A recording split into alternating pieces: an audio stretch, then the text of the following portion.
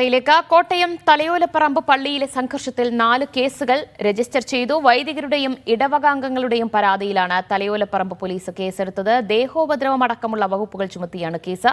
സംഘർഷത്തിനിടെ pepper spray ഉപയോഗിച്ചതായും എഫ്ഐആറിൽ പറയുന്നു. ഇന്നലെയാണ് കുർബാന തർക്കത്തെ തുടർന്ന് വരിക്കാംകുന്ന് പ്രസാദഗിരി പള്ളിയിൽ ഇരുവിഭാഗം ഏറ്റുമുട്ടിയത്.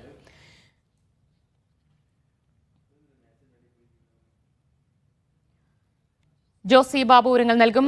ജോസി, തലയോലപ്പറമ്പ് പള്ളിയിലെ സംഘർഷത്തിലാണ് ഇപ്പോൾ കേസെടുത്തിരിക്കുന്നത്. എഫ്ഐആറിൽ എന്താണ് പറയുന്നത്? വൈദികനടക്കം പരിക്കേറ്റിരുന്നപ്പോൾ കണ്ടാലറിയാവുന്നവരെ പ്രതികളാക്കിയാണോ കേസെടുത്തത്? ദിവ്യ, ഇന്നലെ നടന്ന സംഭവത്തിൽ 4 കേസുകളാണ് ഇപ്പോൾ തലയോലപ്പറമ്പ് പോലീസ് രജിസ്റ്റർ ചെയ്തിരിക്കുന്നത്. ഇരു വൈദികരുടെ പരാതിക്കൊപ്പം ഇടവകാംഗങ്ങളായ 2 പേരുടെ പരാതിയിൽ കൂടി കേസെടുത്തിട്ടുണ്ട്. ദേഹോപദ്രവം ഏൽപ്പിക്കൽ അടക്കമുള്ള വകുപ്പുകൾ ചുമത്തിയാണ് കേസെടുത്തിരിക്കുന്നത്. ഒരു എഫ്ഐആറിൽ കുരുമുളക് പൊടി സ്പ്രേ ചെയ്തു എന്നതടക്കമുള്ള കാര്യങ്ങളും ചൂണ്ടിക്കാണിക്കുന്നുണ്ട്. ഇന്നലെയാണ് ഈ തലയോലപ്പറമ്പിലെ വരിക്കാംകുന്ന് പ്രസാദഗിരി പള്ളിയിൽ കുർബാനയെ സംബന്ധിച്ച തർക്കത്തെ തുടർന്ന് ഇരു വിഭാഗങ്ങൾ തമ്മിൽ ഏറ്റുമുട്ടിയത്. ഔദ്യോഗിക വിഭാഗവും അതോടൊപ്പം വിമത വിഭാഗവും തമ്മിലുള്ള ഏറ്റുമുട്ടലിന്റെ ദൃശ്യങ്ങൾ പുറത്തു വന്നിരുന്നു.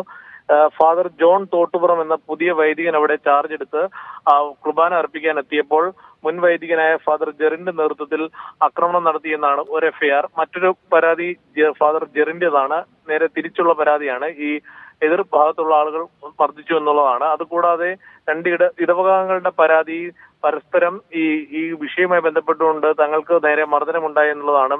എന്തായാലും ഈ 4 എഫ്ഐആറിലും ഈ ജാമ്യമില്ലാ വകുപ്പുകൾ അടക്കമുള്ള വകുപ്പുകൾ ചുമത്തിയാണ് ഇപ്പോൾ കേസെടുത്തിരിക്കുന്നതെന്നാണ് പോലീസ് അറിയിച്ചിരിക്കുന്നത്. എന്തായാലും പലരും ഇപ്പോൾ ഈ സംഘർഷവുമായി ബന്ധപ്പെട്ടുകൊണ്ട് ആശുപത്രിയിൽ ചികിത്സ തുടരുകയാണ്. അതിനുശേഷം അവർ ആശുപത്രി വിട്ട ശേഷം തുടർ നടപടികളിലേക്ക് കടക്കുമെന്നാണ് പോലീസ് അറിയിച്ചിരിക്കുന്നത്. എന്തായാലും കഴിഞ്ഞ മാസമാണ് ഇത്തരത്തിൽ ഈ കുർബാന തർക്കവുമായി ബന്ധപ്പെട്ടുകൊണ്ട് ഈ അങ്കമാലി എറണാകുളം അതിരൂപതയുടെ കീഴിലുള്ള ഈ വരിക്കാംകുന്ന് പള്ളിയിൽ പുതിയ വൈദികനെ നിയമിച്ചത്. വൈദികൻ ഇന്നലെ പുതുതായി ഈ കുർബാന അർപ്പിക്കാൻ എത്തുകയായിരുന്നു. അപ്പോൾ എതിർ വിഭാഗം അതിനെ തടയാൻ ശ്രമിച്ചതാണ് ഈ സംഘർഷങ്ങളിലേക്ക് കടന്നത്. എന്നാൽ എതിർ വിഭാഗം പറയുന്നത് ഹൈക്കോടതിയിൽ നിന്നും വൈക്കം മറ്റു കോടതിയിൽ നിന്നും അനുകൂലമായ വിധിയുണ്ട്. ഈ തൽസ്ഥിതി തുടരുന്നതിനുള്ള നിർദ്ദേശം കോടതി നൽകിയിട്ടുണ്ട് എന്നാണ് എതിർ വിഭാഗം പറയുന്നത്. ശരി, തലയോലപ്പറമ്പ് പള്ളിയിലെ സംഘർഷത്തിലാണ് 4 കേസുകൾ രജിസ്റ്റർ ചെയ്തിരിക്കുന്നത്.